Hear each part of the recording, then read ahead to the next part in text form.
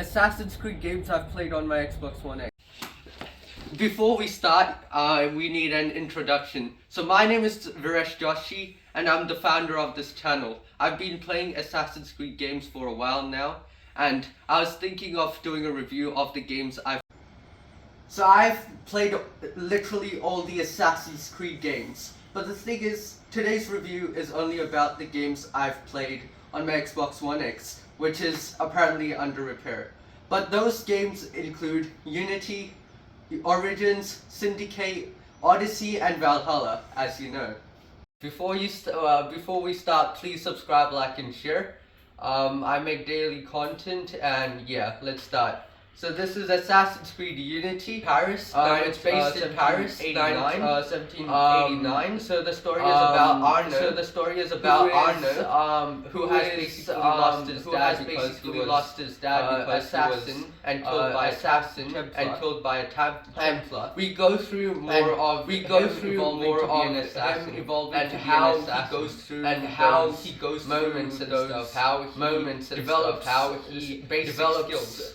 Now the problem about Unity was it was one of the best parkours. It was one of the best parkours. The only problem was that it was buggy. They had the best. It was just not given time to show that it is the best. They could have made it better. They could have made it better. At times I just did flips. At times I just made no sense. I didn't want to do any of those. But it happened by itself. But overall, the story is you get to see a lot of key characters. It shows how he's evolving throughout. I would like to give this game a 2 out of 5. This is Assassin's Creed Syndicate and its special edition, guys. So basically, they took a step ahead of Unity in this game. What they did was they made this into a cartoon style type of game. The thing was, when you play it at the start, it just feels alright, but once you're into the game or you think about the game, you're like, this is a mockery of Assassin's Creed. Even though you enjoy the game, you're more of like, what did I just play? It's like you're watching a cartoon show. It's not really Assassin's Creed, because they're already assassins and they're trying to make their order. What you're trying to do with this game is basically playing as Evie, or you can play as Jacob, which they go around London and conquer most of the areas, just like a Viking, like we did in Valhalla, but even better.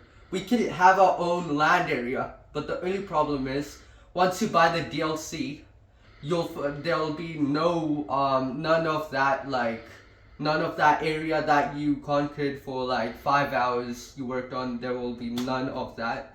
But overall, the game is good. It shows you that how people can progress, and also like how you can meet key characters like you meet in Unity, but it was not that much of a step ahead. It was just the same as Origins parkour. But yeah, overall I'll give this game a 3 out of 10 because they did make an effort. This is Origins, Assassin's Creed Origins. Now, I had a deep thought about this game. It's actually very good. It actually shows how he is an assassin and what's his goal. His son dies, Bayek's son dies, and he's trying to get revenge for it. And he's learning new things about the Hidden Ones. He's making he's making a brotherhood, basically what we did in Assassin's Creed 2, Ezio, right? But this game is based in Egypt, and it's the first RPG mechanic game. It has vast exploring area, like you can explore the whole of Egypt and Rome, and you can have fun with that, with side quests and stuff. But the only problem is, the side quests have no meaning. They only level you up, but it doesn't really have an impact on the story. But the DLC is good, so I'll give this game a 3 out of 10.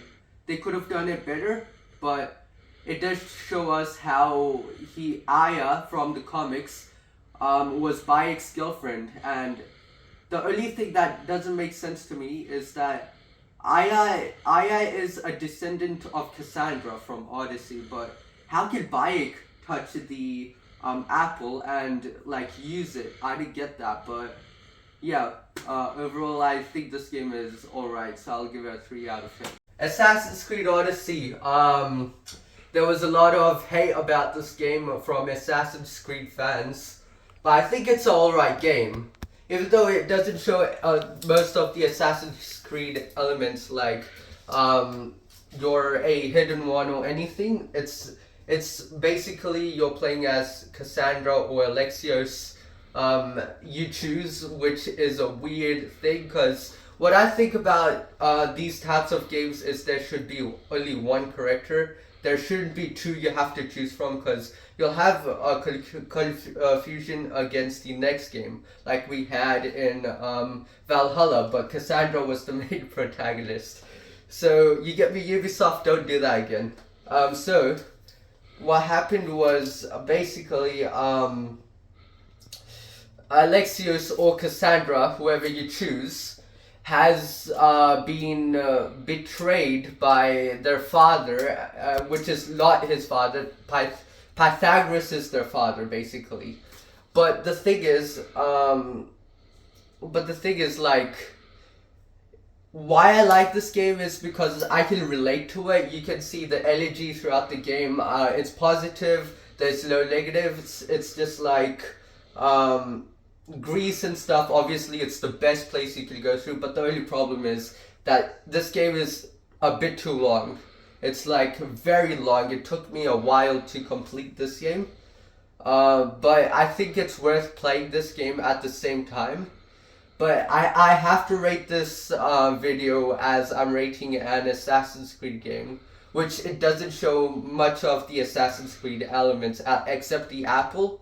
And Cassandra finding out that Greece is not the only place she can go to. There's other places she can go to and, you know, help people and find the apple.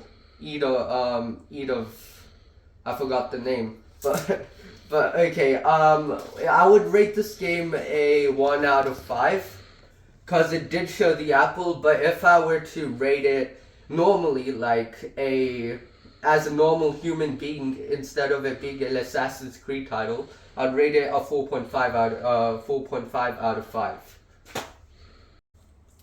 Latest game of the franchise, it is Assassin's Creed Valhalla. Now, it's a Viking-based game, and you are playing as Eivor. The name is same, but there are, again, 2 characters. Now, this game is shorter than Odyssey, and it has more of a mechanic where it's mythological, which I kind of hate at the same time, and it's kind of interesting. Like, you can play Eivor as in 2 worlds. One is Asgard, or it's the real England and stuff, which makes no sense to me. Now, in Assassin's Creed Valhalla, you can make alliances with other people, which is pretty awesome, right? It actually allows you to engage during battles. Like, if you lead alliance during the battle, like fighting King Alfred and stuff, that really helps. Now, the story of this game, it's alright. I didn't really find it too interesting. It wasn't better than Odyssey's, I can tell you that, but it's kind of like, it's basically better than, I think it's better than Unity. No, the story isn't, my bad, the story isn't better than Unity. Now, what I would say about this game is that what they could have worked on is to make it more realistic. Every element of the game, you're just like doing whatever you can do in a magical game or a Witcher game. I wanted it to be more realistic. No fire elements with a sword. No Iron Man costumes where you can just, you know, turn on this, I don't know, his heart thing and then you can kill enemies. That makes no sense to me. Now, what I would rate this game out of 5 is, I would say 3.5 because there's still elements that I like about this game, but most of them, it just makes no sense to me. Even though they show an assassin, Basim, he's like friends with an assassin, you're helping the assassins out, it doesn't really show that he is an assassin. So, Assassin's Creed Mirage is coming out in 2023, and I've been kind of excited because it's going back to the roots. But we have to see what EB Games shows us about the game before we pre-order, because the pre-orders are already out. If you want to see the pre-orders, go in my link below. Please subscribe, like, and share. And I always ask myself this question, Mr. Who's the boss? Well, that's for you to decide. And see ya for the next